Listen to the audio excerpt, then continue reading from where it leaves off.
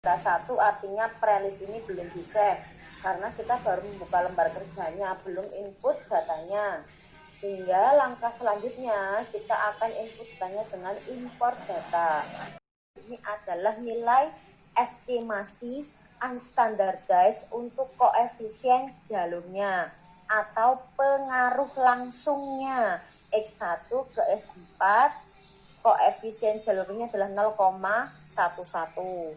X2 ke X4 0,20, X2 ke X6 0,87, X3 ke X4 0,05, X1 ke X6 min 0,05, X2 ke X6 0,87, X3 ke X6 0,003, sedangkan X4 ke X6 min 0,02.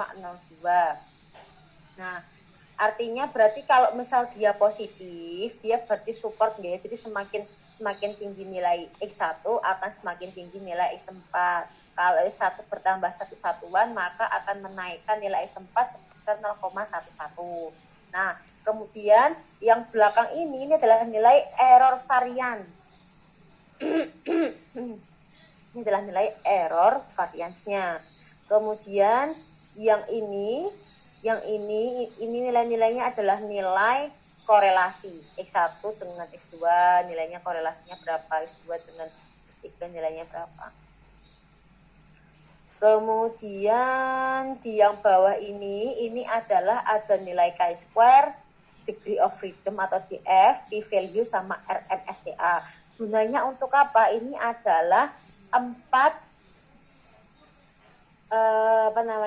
dia adalah 4 ukuran dari goodness of fit statistik. Jadi 4 ukuran terutama dalam GOF. Nah, nanti GOF itu untuk apa? GOF itu untuk mengetahui apakah model yang kita terapkan atau model yang sudah kita bangun hipotesisnya itu sesuai nggak direkam aja, cocok. Mbak, maaf diulangi benar, Mbak. Diulangi lagi yang tadi kata-katanya itu. direkam.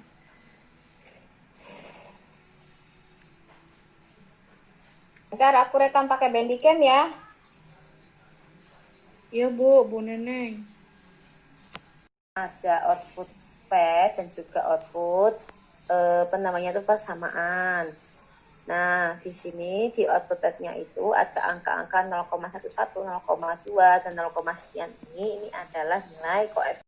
Nah, ini artinya hampir adalah 356,38. Nah, kemudian yang bawah ini adalah nilai chi-square, degree of freedom, p-value sama RMSEA merupakan 4 ukuran terutama dalam GOF atau goodness of fit statistik. GOF ini merupakan ukuran untuk mencocokkan antara model yang telah kita buat dengan sampel atau dengan data yang ada itu sebetulnya sudah cocok atau belum. Itu kita bisa ukur menggunakan GOF. Semakin tinggi nilai p-value itu berarti hampir sama kayak signifikan ya, dari 0 sampai 1, berarti kalau 1 ini dia sudah nilai maksimal. Nah, kemudian jika nilai RMSEA-nya kurang dari 0,05, maka modelnya sudah fit. Jika nilai p-value-nya lebih dari 0,05, maka sudah fit. Jika nilai degree of freedom-nya semakin kecil, semakin bagus modelnya.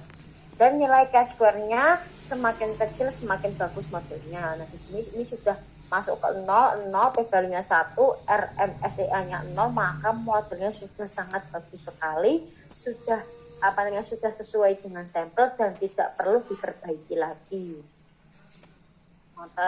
Ini untuk kesimpulan umumnya berada di PET. Kemudian untuk yang lainnya, informasi yang lainnya akan berada di out. Nah, di out ini di sini nggih. Benar. Nggih. Itu kan kalau seandainya nilai yang 4 tadi sudah sesuai, maka model kita sudah fit gitu ya.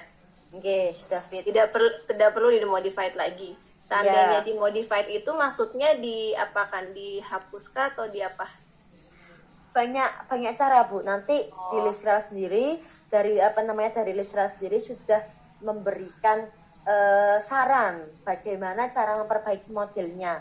Entah kita mengkorelasikan error covariannya, entah kita akan mendelete variabelnya, entah kita akan delete indikatornya, dan yang lainnya masih banyak. Atau kita ubah arah path-nya juga bisa, macam-macam. Kalau untuk di jalur ini saya nggak akan saya nggak akan berikan contoh yang modifikasi. Nanti setelah ini kita akan langsung masuk ke SEM. Kita akan banyak materinya di SEM. Nanti insya Allah di SEM akan saya kasih contoh bagaimana cara memodifikasi model. Karena kalau untuk di PET itu biasanya kebanyakan modelnya itu sudah fit, kebanyakannya fit. Kalau yang di SEM itu sering tidak fitnya. Maka nanti untuk materi modifikasi modelnya akan saya terapkan di materi SEM. Makasih Manur. Oke. Ada yang ditanyakan lagi Bapak Ibu untuk mengenai tadi diagramnya? Saya akan masuk ke output sekarang. Di modul sudah saya jelaskan, nggih. Ini masing-masing ini adalah nilainya apa saja. Nah, untuk nilai T-value-nya ini akan sangat dibutuhkan ketika di SEM. Untuk di jalur nggak dipakai nggak apa-apa. Nggak usah diinterpretasikan nggak apa-apa. Yang penting di structural equation-nya aja. Kemudian di X6 dipengaruhi oleh X4, X1, X2, dan X3. Dan secara bersama-sama mereka mempengaruhi X6 sebesar 0,70 atau 70%. Apa J? Oke. Nah, lalu ini cuma reduksinya saja. Kemudian ini adalah covariant matrix of independent variabelnya. Covariant matrix dari latennya. Nah, ini yang penting lagi adalah the goodness of fit statistik. Nah, untuk mengetahui berapa banyak goodness of statistik itu,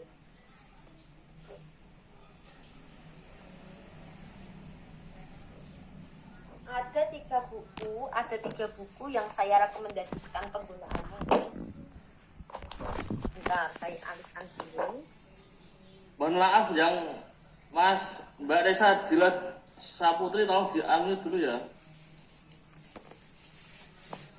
Oke, ada 3 buku yang untuk mengetahui GOF itu jenengan bisa pakai bukunya Pak Imam Ghazali.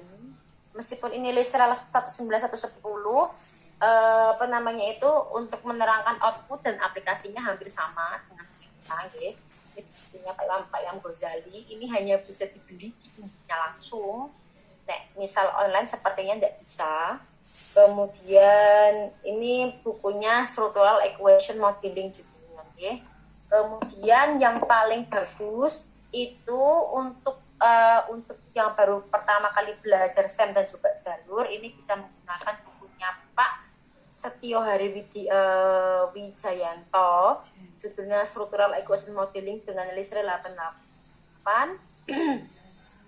Ini kebetulan bukunya sudah tidak produksi lagi, jadi saya dulu ini juga fotokopi dari perpustakaan. Kalau jenengan berminat bisa datang ke perpustakaan matematika S1, nanti bisa minta tolong untuk fotokopi buku ini juga bisa. PDF-nya saya tidak punya kebetulan. Kemudian yang paling terbaru yang bisa dibeli secara online itu punya Dr. Edi Riyadi, yaitu statistik SEM, Structural Equation Modeling. Kebetulan ini juga dengan menggunakan Lisra 88. Di sini sudah ada cara analisis jalur dan juga SEM secara sederhana sampai ke kompleks. Nah, dari buku-buku yang saya baca untuk untuk GOF itu ada 19 ukuran. Ada 19 ukuran yang mana 4 tadi adalah ukuran paling utama, tapi tidak memungkiri bahwa ke-15 ukuran yang lain pun itu tidak penting ya, sama-sama penting, apalagi kalau misal modelnya belum fit. Nah, nanti bisa kita simpulkannya dari banyaknya ukuran model GOF yang memenuhi standarnya. Nah, kemudian kalau dia sudah dalam porsi GOF statistik, degrees of freedom. Nah, ini kalau sudah ada tulisan model perfect,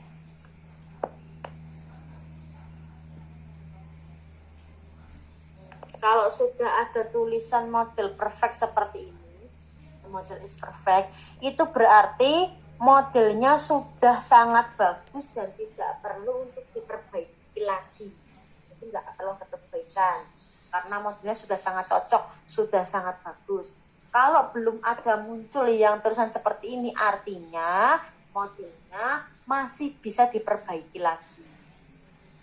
Oke, berarti belum belum yang terbaik. Nah, tapi kalau logikanya data penelitian yang asli itu tidak mungkin akan perfect 100% 100% sudah bagus, sudah cocok dengan data, itu tidak mungkin.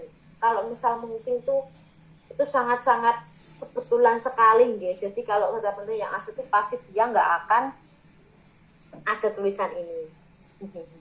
Maka kita harus mengevaluasi dari ke-19 ukuran GUF.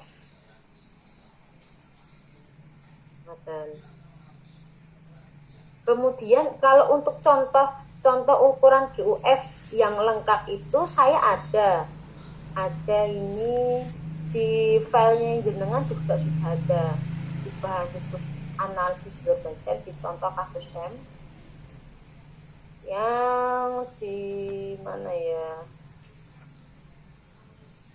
Oh, tidak ada, tidak di sini sih. Enggak ya? Enggak saya masukkan